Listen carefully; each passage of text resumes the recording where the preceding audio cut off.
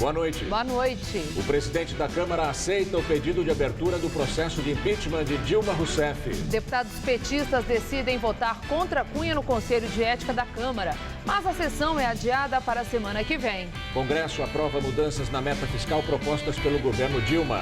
Na Lava Jato, dirigentes da Queiroz, Galvão e Engenharia são condenados a mais de 11 anos por corrupção. Superior Tribunal de Justiça nega a liberdade ao pecuarista Luiz Carlos Bunlai, o amigo do ex-presidente Lula. Estudantes contrários à reorganização das escolas do governo Alckmin voltam a bloquear as ruas.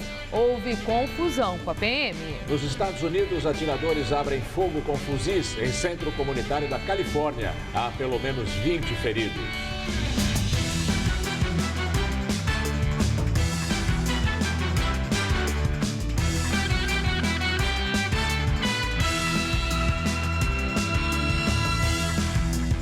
O terceiro dia de protestos dos estudantes pelas ruas de São Paulo teve tumulto e confronto com a polícia militar. A confusão começou quando a PM retirou as cadeiras utilizadas pelos estudantes para fechar uma importante via na zona oeste da capital. O movimento dos alunos é contra a reestruturação da rede escolar proposta pelo governo paulista. 8 horas da manhã e a Avenida Doutor Arnaldo fechada. Cerca de 50 estudantes do Colégio Estadual Alves Cruz bloquearam os dois sentidos. Os reflexos chegaram a quase 2 quilômetros de congestionamento na região, segundo a CET. A polícia tentou liberar uma das pistas, mas alguns jovens resistiram e começou a confusão. A polícia nega ter sido truculenta. Não teve empurra-empurra. A maioria dos manifestantes acatavam as ordens do policial e ficaram nas duas faixas, continuando a manifestação, com o apoio da Polícia Militar garantindo a segurança. Só que tiveram alguns, cerca de 10, que queriam resistir, se jogando em cima dos carros, inclusive se jogando em cima dos carros quando os carros começavam a passar. Mas nas imagens feitas pelos estudantes, o aluno de 16 anos foi imobilizado com um cacetete no pescoço, depois algemado e colocado no camburão. Não deixa entrar! Não deixa! Esse terceiro dia consecutivo de protestos dos estudantes terminou aqui na delegacia de número 23, em Perdizes. A delegacia está lotada, são muitos alunos e também professores que acompanham os estudantes e são 3 acusações: desobediência, desacato à autoridade e também por furto das carteiras. Esses alunos apreendidos agora estão numa sala em separado.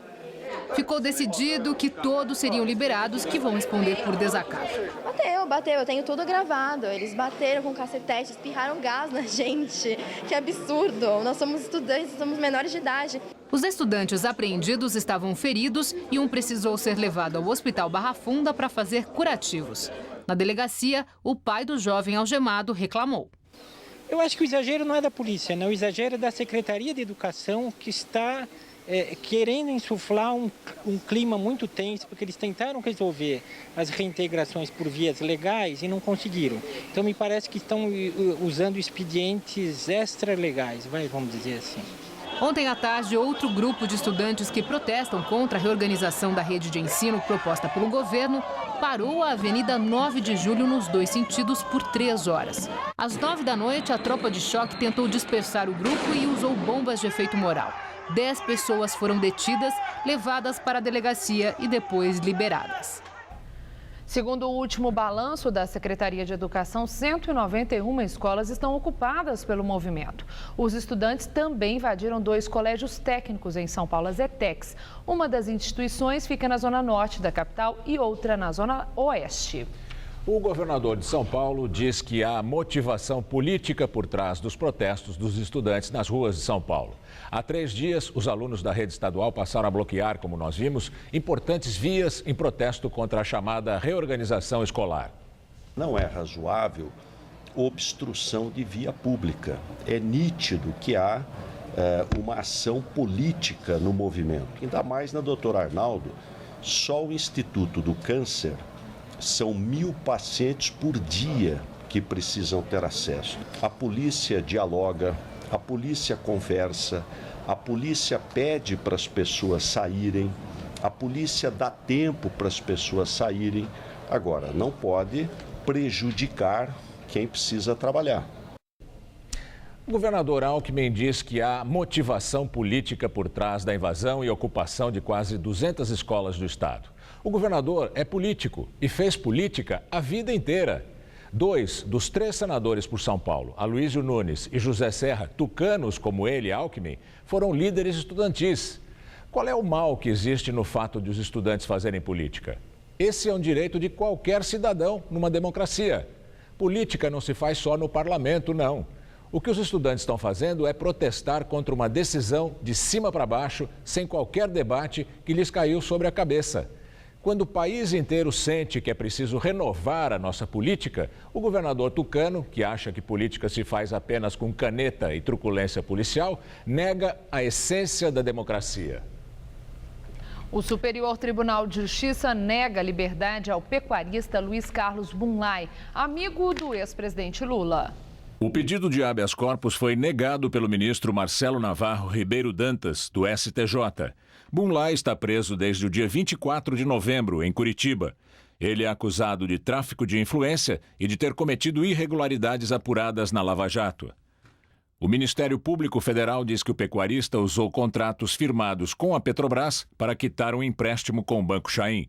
E o dinheiro desses financiamentos era destinado ao PT. A defesa de Bunlai alegava que a liberdade não poria em risco a investigação. Um relatório da Receita Federal apontou que há indícios de que 3 filhos do pecuarista têm variação patrimonial que não condiz com a renda declarada. O valor, segundo o fisco, supera 160 milhões de reais. O advogado Ricardo Berenguer, que representa os filhos de Bunlai, afirmou que tudo foi declarado e que não há irregularidades. E diz que boa parte desse dinheiro teve origem na venda de uma fazenda, que era o grande patrimônio da família. O Ministério Público Federal chegou a pedir a prisão dos filhos de Bunlai com o argumento de que, por administrarem as empresas da família, eles teriam participação no suposto esquema de corrupção, pelo qual Bunlai é investigado. No entanto, o juiz Sérgio Moro não acatou o pedido. O presidente do Senado, Renan Calheiros, do PMDB, diz que nunca tratou de impropriedades com o senador Delcídio do Amaral, do PT. O nome de Renan foi citado em depoimento pelo chefe de gabinete de Delcídio, Diogo Ferreira, preso desde a semana passada. À polícia, ele disse que Delcídio havia entregue um bilhete a ele, que trata de suposto favorecimento ao Banco BTG, em uma medida provisória, e que, nesse momento, o senador registrou o compromisso de falar com Renan Calheiros. A emenda que favorecia o Banco BTG Pactual, que até então era do banqueiro preso André Esteves, seria acrescentada à medida provisória 608, de 2013. Segundo a Procuradoria-Geral da República, o bilhete diz: em troca de uma emenda à medida provisória, o BTG Pactual, proprietário da massa falida do Banco Bamerindos, o qual estava interessado em utilizar os créditos fiscais de tal massa, pagou ao deputado federal Eduardo Cunha a quantia de 45 milhões de reais. Cunha nega ter recebido esse dinheiro. Renan diz que nunca tratou sobre o assunto com o senador Delcídio. O Delcídio nunca tratou comigo de nenhuma impropriedade. Ele era líder do governo, ele tinha sempre relações comigo, mas nunca tratou de nenhuma impropriedade. Sobre André Esteves, o presidente do Senado diz que o conhece, mas ele não é de suas relações. Renan já é alvo de inquéritos na Lava Jato no Supremo Tribunal Federal. Ele diz que está à disposição para dar novos esclarecimentos. O Conselho de Ética adia mais uma vez a sessão de votação do relatório contra o deputado Eduardo Cunha. A sessão foi adiada devido à abertura da sessão conjunta entre Câmara e Senado do Congresso Nacional. Pelo regimento, as votações impedem o trabalho das comissões no mesmo horário. A análise do parecer do deputado Fausto Pinato, do PRB de São Paulo, pela continuidade do processo contra Cunha, vai ser retomada na próxima terça-feira. Essa é a 4ª vez que a reunião é adiada. O presidente do Conselho de Ética, deputado José Carlos Araújo, do PSD, tentou marcar uma nova sessão para amanhã, mas alguns parlamentares alegaram compromissos em outras comissões e nos seus estados. Ontem, aliados de Cunha fizeram várias manobras e mais de 20 deputados se inscreveram para a fase dos debates, o que fez com as discussões durassem horas. Hoje, o PT anunciou que os 3 deputados que fazem parte do Conselho de Ética vão votar contra Cunha. Isso não significa em nenhum momento pré-julgar o deputado Eduardo Cunha, que vai, evidentemente, de acordo com o devido processo instaurado, se caso for aprovado na comissão, poder mostrar as razões e as suas argumentações com relação aos fatos que ele está sendo acusado. O deputado é suspeito de ter omitido à Câmara a existência de contas bancárias na Suíça. Cunha nega as acusações. Nos bastidores, dizia-se que Cunha e o PT, junto com o Palácio do Planalto, tentavam um acordo. Cunha seria salvo no Conselho de Ética pelos petistas e, em troca, não acataria a abertura de pedido de impeachment de Dilma. O presidente da Câmara dos Deputados, Eduardo Cunha, abriu o processo de impeachment da presidente Dilma Rousseff. Ele aceitou o pedido apresentado pelos juristas Hélio Bicudo, ex-filiado do PT, e de Miguel Reale Júnior, ex-ministro da Justiça de Fernando Henrique Cardoso, e também da advogada Janaína Pascal. Cunha disse que o requerimento tem fundamento. A decisão do presidente da Câmara ocorre, como nós vimos, no mesmo dia em que a bancada do PT, na Câmara, anunciou que vai votar pela continuidade do processo de cassação de Cunha no Conselho de Ética. Na coletiva de imprensa que deu agora há pouco, Cunha disse que a aceitação do pedido de impeachment tem natureza técnica e não motivação política. Ao longo do Jornal da Gazeta, voltaremos com mais informações. E agora, direto de Brasília, Josias de Souza fala sobre a relação entre Eduardo Cunha e Dilma. A decisão do PT de não ajudar a salvar o mandato de Eduardo Cunha com os seus votos no Conselho de Ética da Câmara eletrificou o cenário político em Brasília. Primeiro porque o PT contrariou a vontade de Dilma Rousseff, que queria salvar Eduardo Cunha para evitar problemas no Congresso. Segundo porque, com seu gesto, o PT não deixou alternativa a Eduardo Cunha, senão a de cumprir a ameaça de abrir o processo de impeachment contra Dilma na Câmara. Nos próximos dias, a política em Brasília tende a se tornar mais nítida. Eduardo Cunha vai ter que provar que o seu poder presumido não é um mito, é verdade. E Dilma vai ter que demonstrar que merece permanecer na presidência da República. Uma presidente que cede às chantagens de um Cunha qualquer não merece definitivamente permanecer no cargo. Depois de ter sido abandonado pelo PT, Eduardo Cunha fez acenos novamente na direção da oposição. A oposição já morreu de amores por Eduardo Cunha, só se afastou dele depois que Eduardo Cunha se aproximou de Dilma Rousseff, imaginando que a presidente teria condições de lhe prover uma proteção mais efetiva. A oposição ainda não respondeu aos acenos de Eduardo Cunha. Ele alega que precisa de um voto apenas a mais para se livrar do processo de cassação no Conselho de Ética. Se os oposicionistas cederem à tentação de se aproximar novamente de Eduardo Cunha, estarão fazendo oposição a si mesmos, não a Dilma. A essa altura, quem lavar as mãos diante dos crimes atribuídos a Eduardo Cunha se arrisca a ter que responder pelo sumiço do sabonete. Boa noite. O governo consegue uma importante vitória e aprova no Congresso o projeto que revê a meta fiscal de 2015. A votação durou 4 horas, por 314 votos a favor e 99 contra na Câmara e 46 favoráveis e 16 contrários no Senado.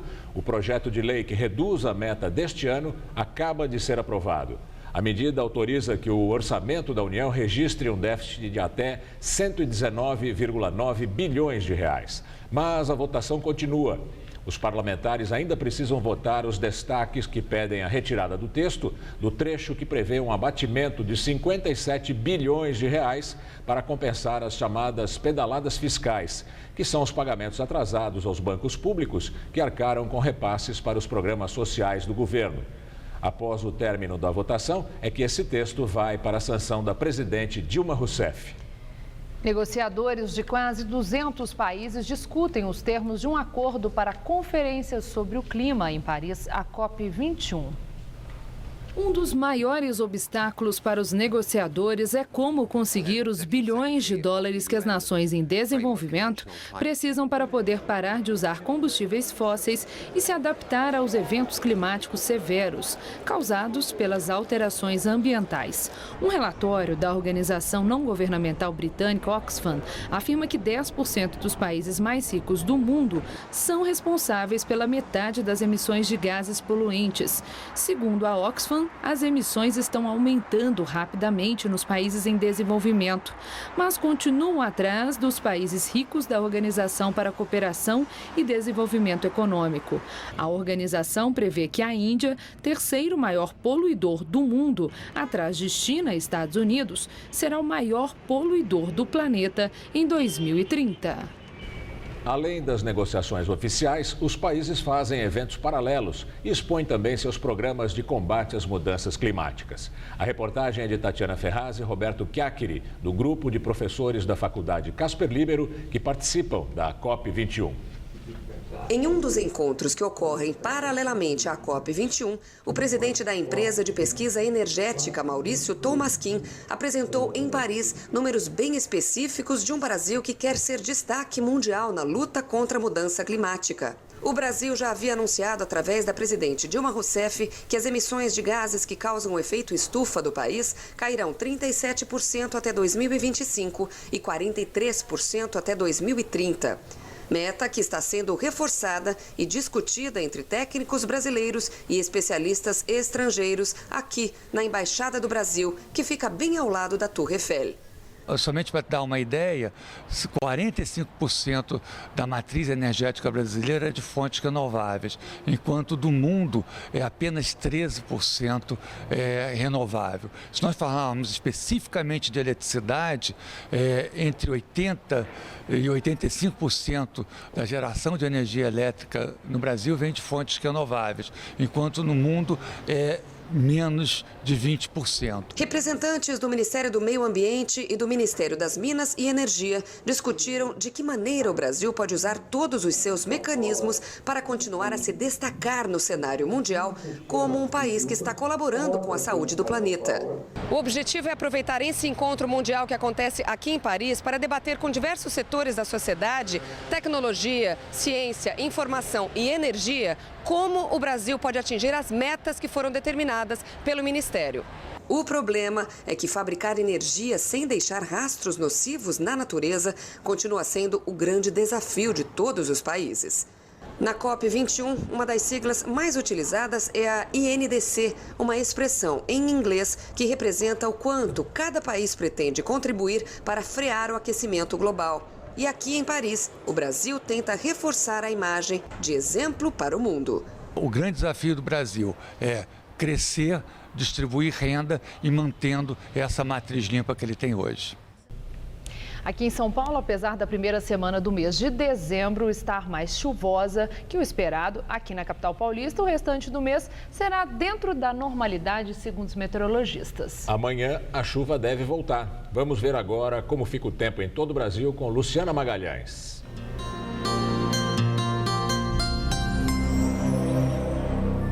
A quinta-feira terá chuva de norte a sul do Brasil.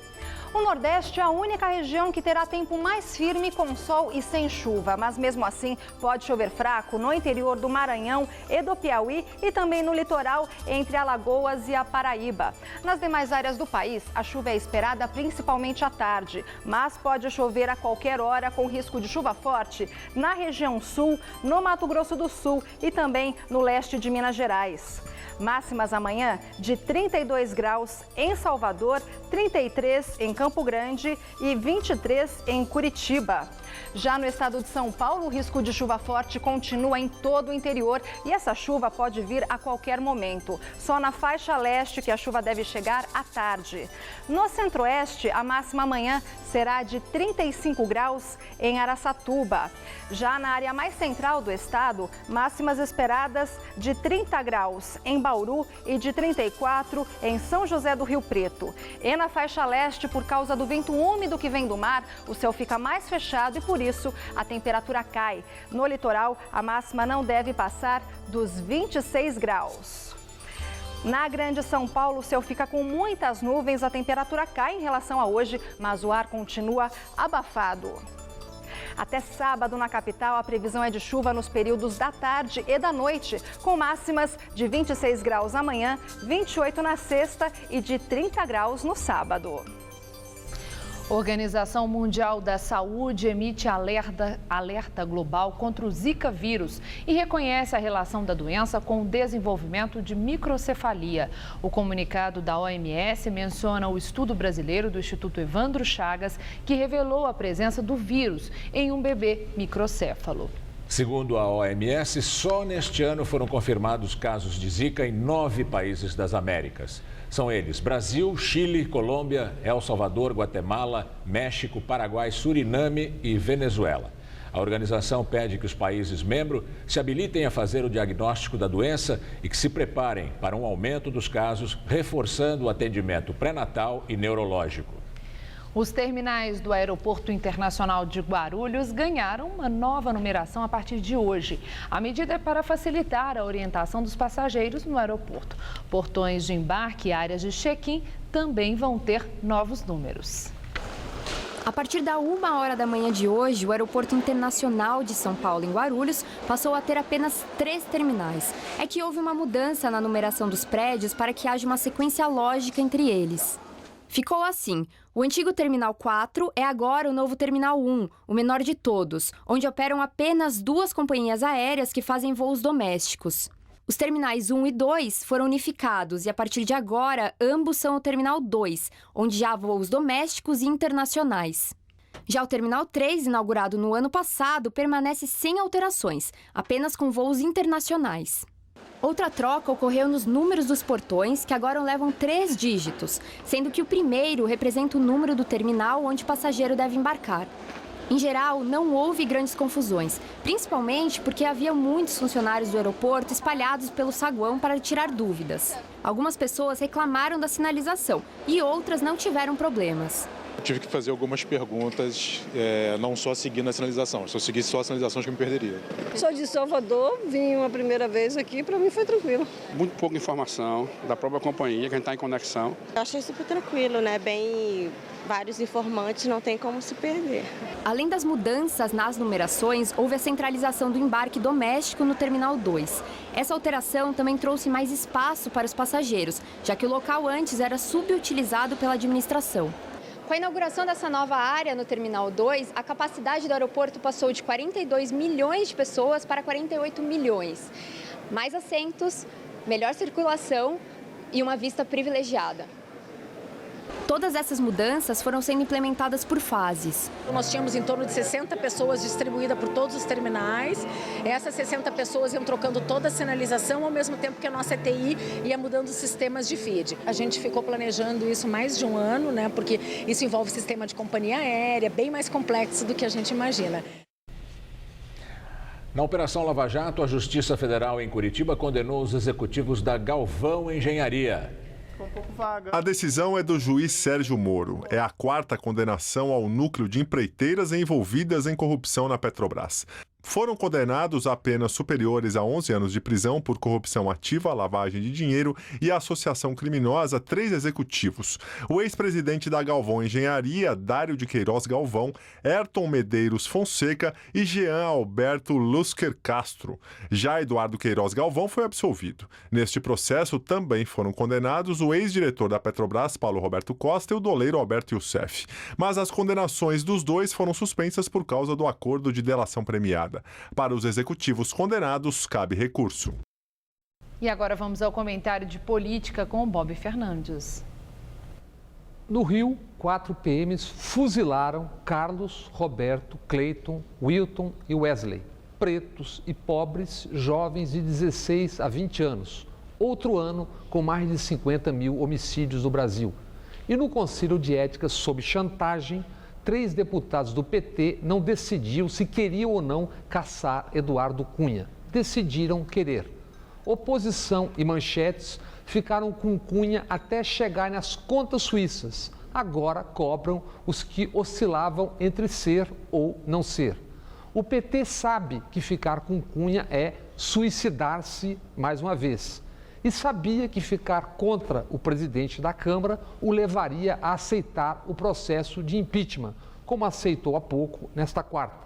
Mas o PT não sabe se vai de pragmatismo ou se sai em busca do já afinado discurso ético, que o pragmatismo jogou na gaveta de meias e cuecas sujas. Queimaram 4 ônibus em Porto Alegre, porque a brigada, a PM gaúcha, matou mais um. E o Supremo autorizou investigar Renan, Delcídio e Jader Barbalho por corrupção e lavanderia.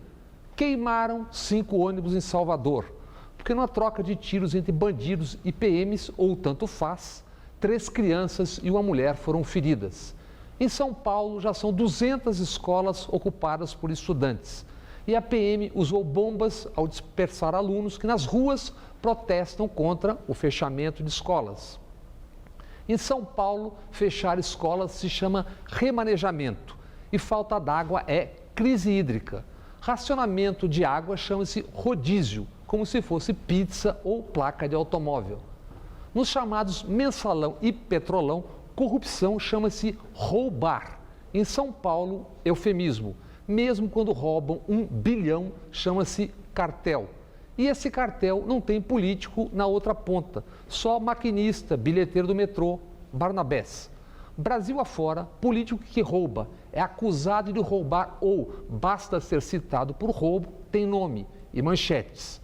Enquanto discutem se é federal, municipal ou estadual, privado ou estatal, o mar de lama tóxica já desagou no mar do Brasil. E Carlos, Roberto, Cleiton, Wilton e Wesley foram fuzilados por PMs no Rio de Janeiro. Boa noite. O Tribunal Regional Eleitoral negou o recurso do vereador Netinho de Paula e manteve a cassação do mandato dele. Netinho foi julgado por infidelidade partidária. Ele trocou o PCdoB pelo PDT em abril deste ano. Ainda cabe recurso da decisão junto ao Tribunal Superior Eleitoral. O Tribunal de Justiça de São Paulo elege o novo presidente para os próximos 2 anos. Paulo Dimas Mascaretti derrotou o colega Eros Picelli por 188 votos contra 143. Paulo Dimas, de 60 anos, vai substituir José Renato Nalini, que deve deixar o tribunal com aposentadoria compulsória, pois completa 70 anos no fim do mês. Dezembro chegou e com ele também os preparativos para a ceia de Natal.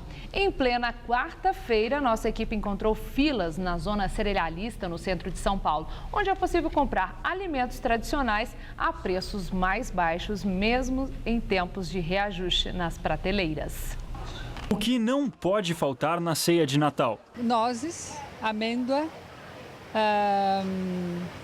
ameixa Santa Rosa, ameixa vermelha, uva, muita uva.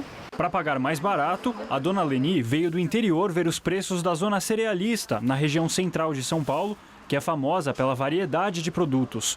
Gostou da qualidade e do preço. Valeu a pena. Sempre dá, acho que em torno de 20% a menos, né? Mais ou menos. Dá para economizar? Dá para economizar. Mas não deu para pechinchar não, viu? É que a alta do dólar afetou os preços dos produtos daqui. Todo dia você faz pedido, você faz compra e todo dia tem aumento. Não esperem o dia do Natal, não esperem a semana do Natal. Se puderem comprar agora, é melhor. Não tá nada fácil, viu? Tá muito caro. Mesmo assim, ainda vale a pena dar uma olhada. O quilo do damasco, por exemplo, custa em torno de R$ 89,00 no supermercado. Aqui sai por R$ 36,00. A castanha do Pará é outra. Essa grandona sai por R$ 48,00 o quilo. Bem mais barato do que os 115 dos grandes mercados. O momento certo, a primeira semana, né, de dezembro, para poder comprar. Por que essa é a melhor? Porque eu recebi ontem. E mais pro fim do mês, as coisas subirão, com certeza. Muita gente pensa como o seu Roberval e acaba aproveitando o 13º salário, que caiu agora, para já investir na ceia de Natal. Nessa loja aqui, em plena quarta-feira de manhã, tá tudo muito cheio.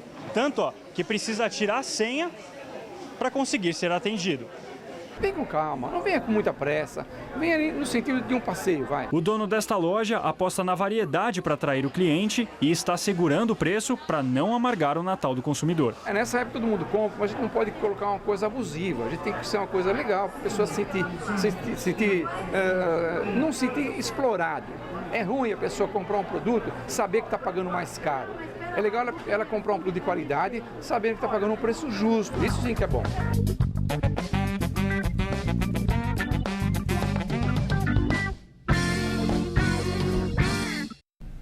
Vamos agora ao comentário de economia com Vinícius Torres Freire.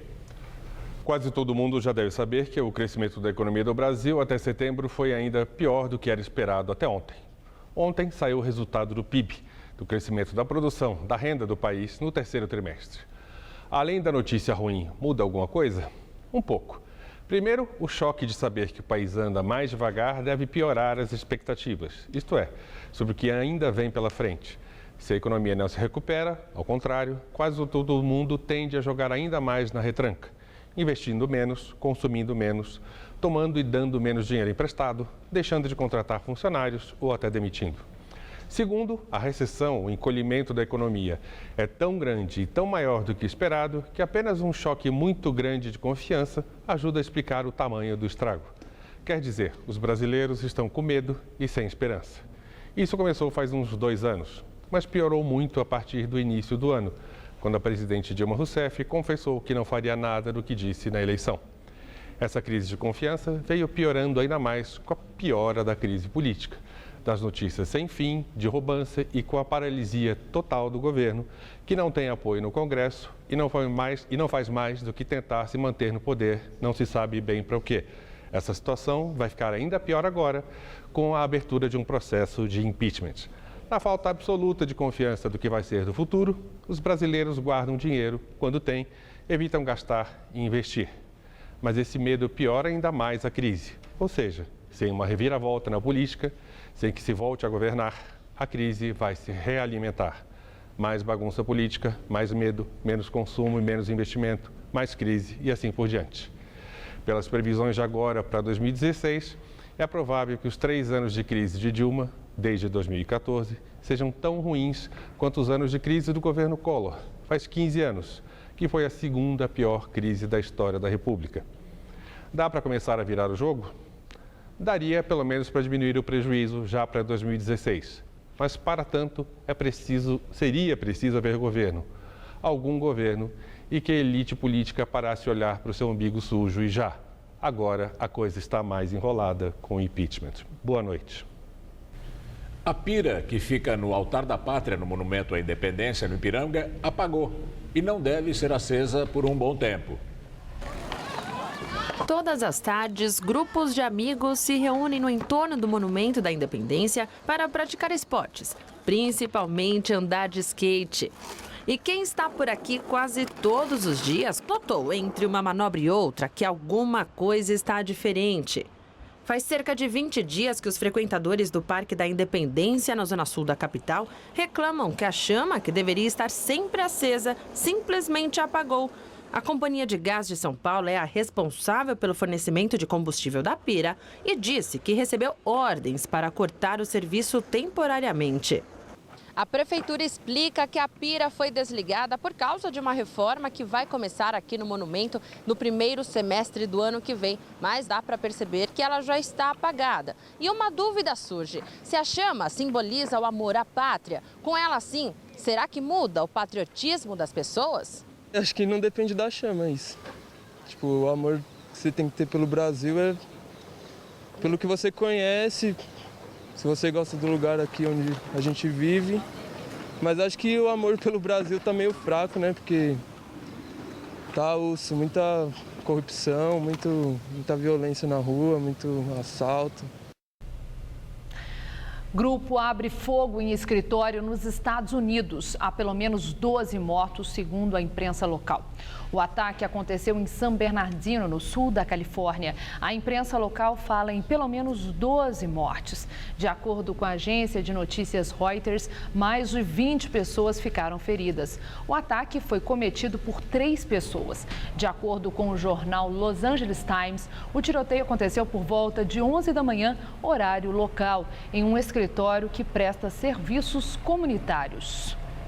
Escolas particulares e públicas investem em laboratórios virtuais. É uma forma que algumas unidades encontraram para ensinar, na prática, lições que antes exigiam muitos recursos e agora estão na tela do computador.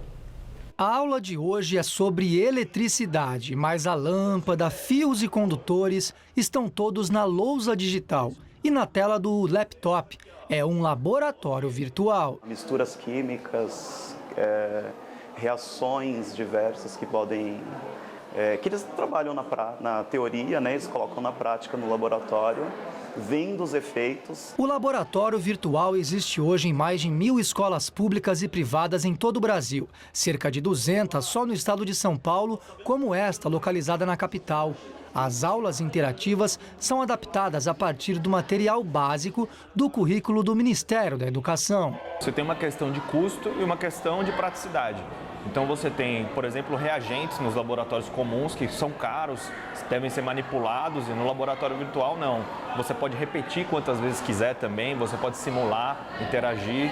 Por exemplo, hoje é possível a gente viajar dentro de um corpo humano, funcionando. Uma coisa que antes, até num laboratório comum, era inviável, né? Nessas mesas, onde deveria haver, por exemplo, tubos de ensaio, pepitas e outros equipamentos de um laboratório comum, são os computadores que fazem esse papel. Ou seja, em pouquíssimos cliques, qualquer aula pode ser alterada ou modificada. E o mais curioso, em tempos de internet e de era digital, aqui essa conectividade é dispensada, é tudo offline.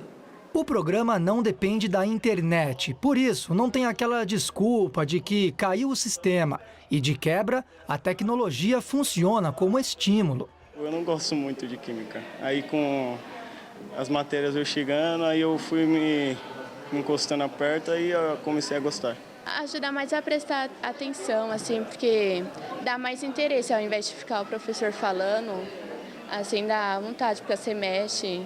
A partir do ano que vem, a ideia é que o material, hoje restrito às salas de aula, também possa ser acessado de casa pelos alunos. Ele em casa, ele tem uma análise de entrar, poder verificar e depois em sala ele ter essa participação, entender a aula com maior compreensão. Dano. E nós voltamos a falar sobre o pedido de abertura de processo de impeachment da presidente Dilma, aceito agora há pouco pelo deputado Eduardo Cunha, presidente da Câmara. Agora, a decisão sobre o andamento do processo vai ser feita pelo plenário da Câmara. São necessários os votos de 2/3 dos deputados, ou seja, 342 parlamentares. Ao anunciar a decisão, Cunha disse que a economia passa por crise, mas o governo passa por muitas crises. Para o deputado do PT, Paulo Pimenta, do Rio Grande do Sul, a decisão foi uma atitude revanchista. Isso porque hoje o PT anunciou que vai votar pela continuidade do processo de cassação de Cunha no Conselho de Ética. O deputado disse ainda que o anúncio é resultado do abuso de poder que Cunha vem praticando desde que assumiu o comando da Câmara.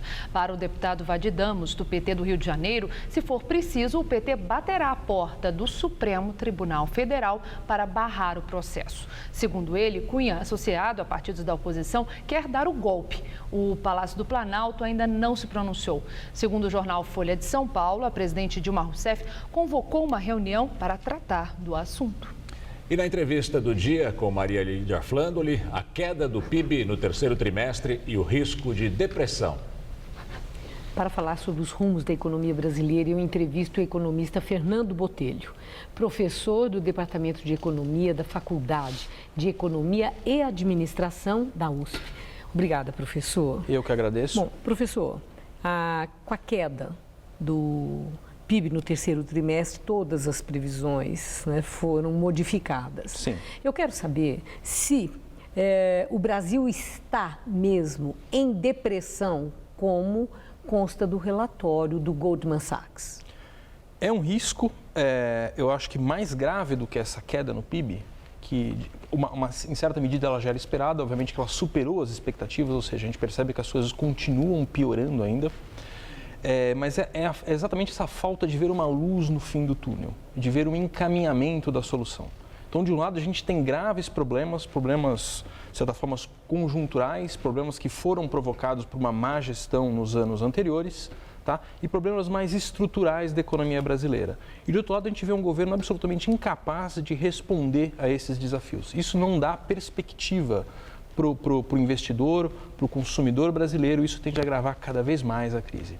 Bom, nós temos hoje dois fatos que foram bem importantes. Primeiro, no Congresso Nacional, Câmara e Senado, terem aprovado aquela retificação do orçamento. Isso alivia alguma coisa, essa situação política, inclusive, que dificulta uma confiança e uma retomada de crescimento?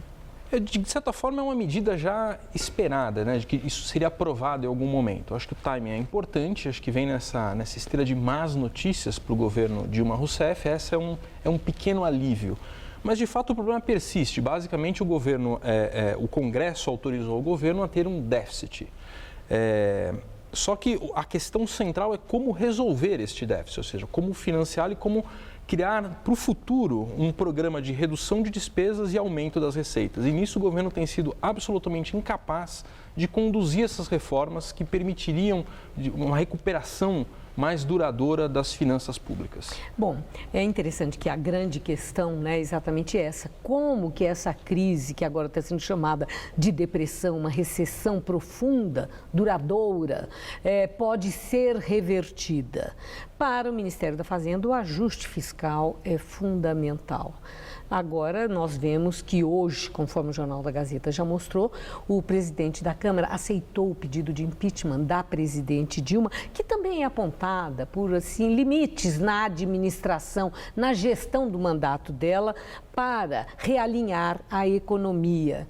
A minha indagação é o que é que deve ser urgentemente, deve acontecer e ser feito para essa reversão desse quadro tão negativo, já chamado de depressão. Impeachment ajuda? Um processo de impeachment ajuda ou atrapalha mais ainda?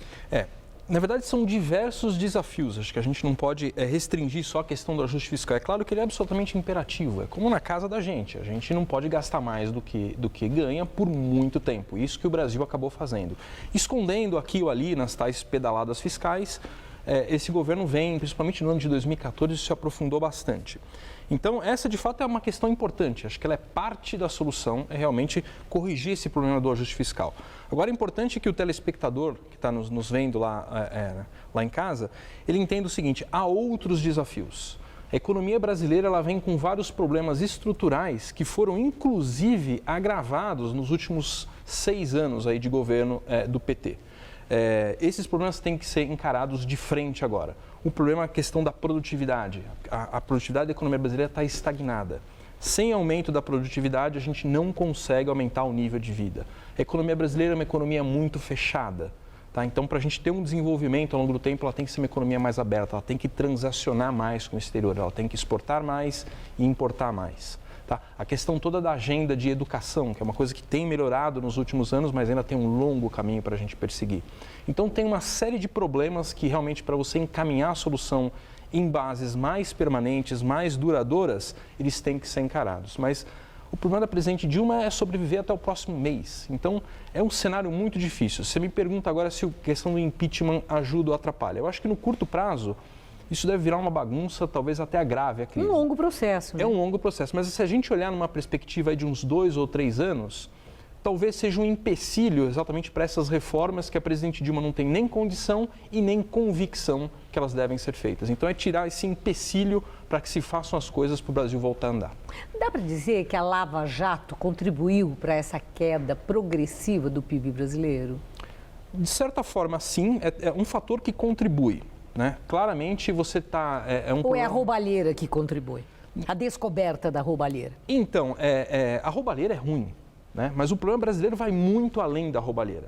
Tá? Eu diria assim, que uma boa gestão com roubalheira, o Brasil não estaria nesta situação, estaria numa situação melhor. Tá? Até saiu uma pesquisa esses dias dizendo que o brasileiro ele considera que a principal questão é a corrupção. E de fato é uma coisa muito ruim a corrupção. Causa diversas injustiças, iniquidades, isso não se discute. Né?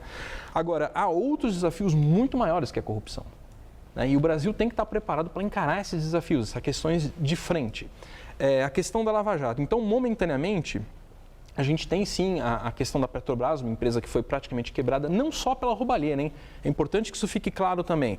Políticas que o governo Dilma Rousseff adotou, principalmente o congelamento do preço da gasolina, quebraram praticamente a Petrobras. Tá? Decisões que esse governo fez sobre o marco regulatório do pré-sal, de que os fornecedores teriam que ser empresas domésticas que só conseguem fornecer com custos muito mais altos que as empresas internacionais, transformaram a Petrobras colocar a Petrobras numa situação muito difícil. Ela teve que adquirir essas sondas, todo o equipamento para explorar o pré-sal de empresas brasileiras com um custo muito alto. Então, são decisões que vão além da roubalheira, a gente pode chamar de absoluta incompetência, que levaram a Petrobras a essa situação. A última questão, certamente quem nos assiste, né? Porque quando a gente fala a crise, a recessão, a depressão, parece que está falando de uma coisa distante. Como cada um de nós, como nosso telespectador, né? Como nós vamos ter a percepção da gravidade de tudo que o senhor descreveu? Como é que isso vai atingir a nossa vida diretamente? Ela já está acontecendo. Mesmo para aquelas pessoas que não perderam o emprego, os reajustes salariais, a nossa percepção de poder de compra daquilo que a gente ganha, tem sido muito melhor. De novo, aquele que nos assiste lá deve estar percebendo que no supermercado as coisas estão ficando mais caras. No final do mês começa a sobrar mês e faltar salário, né? Fora isso, a gente tem ainda a questão do aumento da taxa de desemprego, principalmente entre os mais jovens e os mais pobres. Esse é um fato muito triste e que infelizmente ainda deve se aprofundar. Então as pessoas aqueles que trabalham, vão perceber que o salário compra menos e infelizmente alguns vão perder emprego. Obrigada, professor. Uma boa noite. Boa noite. Gamberini. Você vai ver a seguir. Santos e Palmeiras disputam daqui a pouco a final da Copa do Brasil. E a troca de acusações entre Rússia e Turquia. Os russos dizem ter provas de que a família do presidente turco negocia petróleo com o Estado Islâmico. Já o líder da Turquia diz que a afirmação é uma calúnia. Com meu Visa eu faço mais. Eu posso pegar um táxi sem pôr a mão na carteira para pagar. Eu posso comprar online no site do mundo inteiro. Eu posso ver meu time jogar sem perder tempo na fila. Eu posso pagar online de um jeito fácil e rápido. Com o meu Visa, eu posso tudo isso. E com o seu cartão, você pode? Visa, o cartão número 1 do mundo. Tá tendo que descascar alguns abacaxis? Nesses tempos de vacas magras, a gente te ajuda trazendo receita boa, bonita e barata para você fazer aí na sua casa. TV Gazeta. Bom te ver sempre bem. A fábrica onde João Paulo trabalha fechou um novo contrato de exportação. Bom também para os empregados de uma empresa que produz poltronas para os ônibus. E para a Poliana, que costura capas para essas poltronas. Quando uma empresa exporta, outras ganham. Quando muitas exportam, o Brasil inteiro ganha. Com o Plano Nacional de Exportação e o apoio do BNDES, as empresas brasileiras podem vender e exportar cada vez mais. BNDES, o Banco Nacional do Desenvolvimento. Quem ama uma banda não se satisfaz só com o show. Quem ama um escritor não se satisfaz só com o livro. Quem ama um time de futebol não se satisfaz só com o jogo. É preciso estar por dentro de tudo o que acontece com o Clube do Coração, das últimas notícias e de informações exclusivas dos bastidores. Viva o seu time a toda hora. Gazeta Esportiva, muito além dos 90 minutos. Quem quer comunicar precisa estar atento ao alcance de sua mensagem, aos canais mais adequados, às mudanças mais repentinas. A comunicação evoluiu. A Faculdade Casper Libero leva você ao próximo nível, a pós-graduação. São 4 cursos que ajudam você a ser protagonista nas grandes transformações. Professores com ampla e reconhecida experiência acadêmica, autonomia para montar a grade curricular e escolher sua carga horária, localização privilegiada e tradição no ensino superior em comunicação. Divida sua carreira entre antes e depois. Faça a pós-graduação na Casper Libero. Inscrições abertas.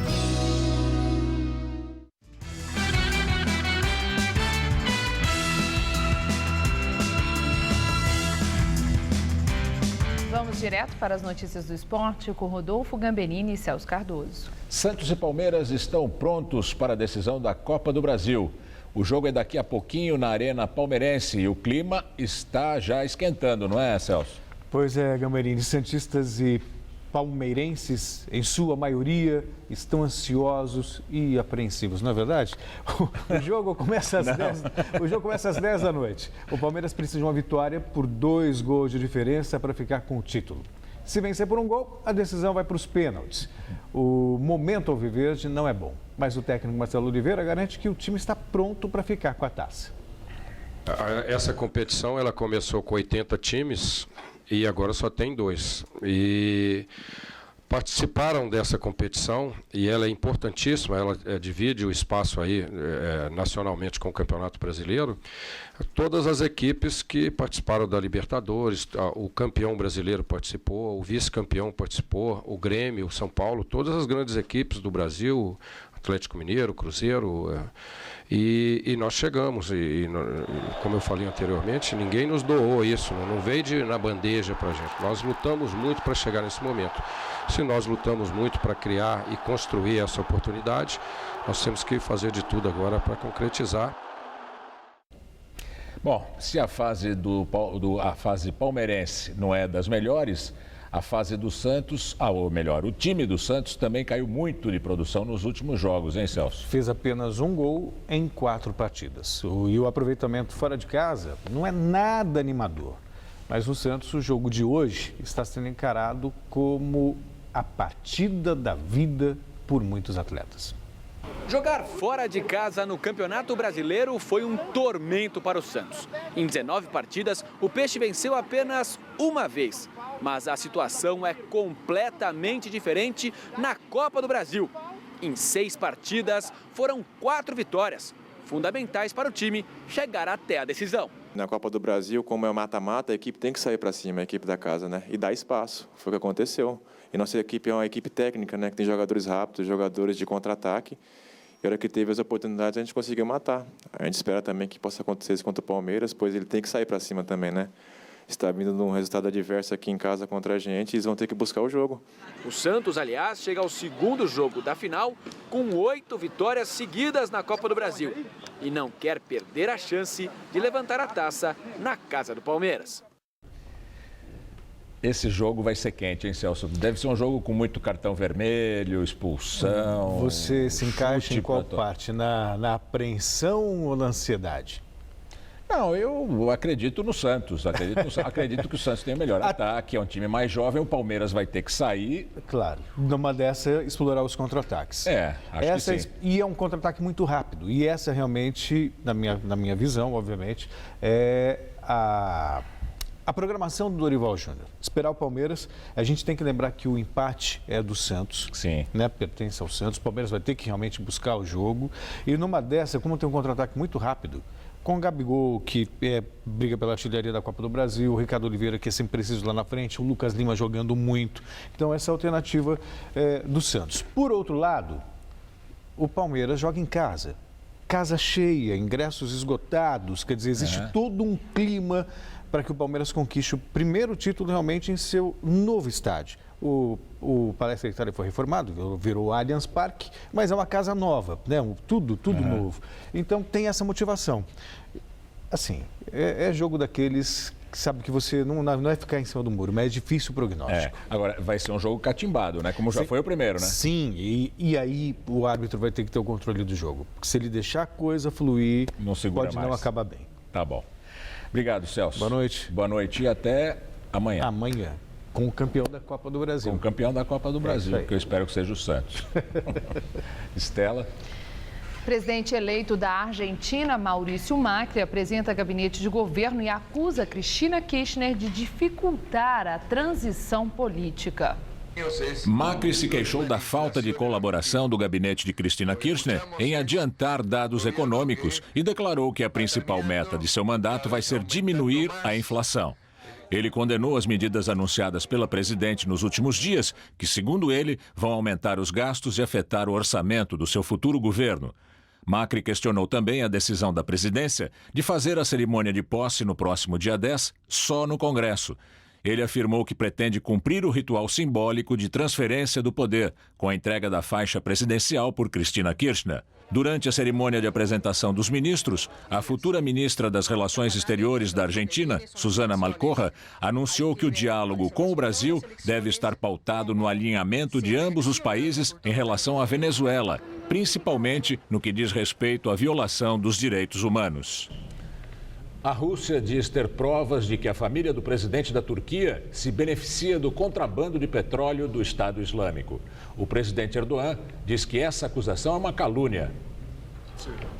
O Ministério da Defesa da Rússia exibiu imagens de satélite mostrando o que seriam colunas de caminhões-tanque sendo abastecidos de petróleo em instalações controladas pelo Estado Islâmico, na Síria e no Iraque. O vice-ministro da Defesa não especificou quais seriam os indícios de envolvimento da família de Erdogan. O presidente turco respondeu que a Rússia não tem o direito de caluniar o seu país. Erdogan sempre negou encobrir o tráfico de petróleo do grupo Estado Islâmico e recentemente se uniu à coalizão internacional anti-jihadista.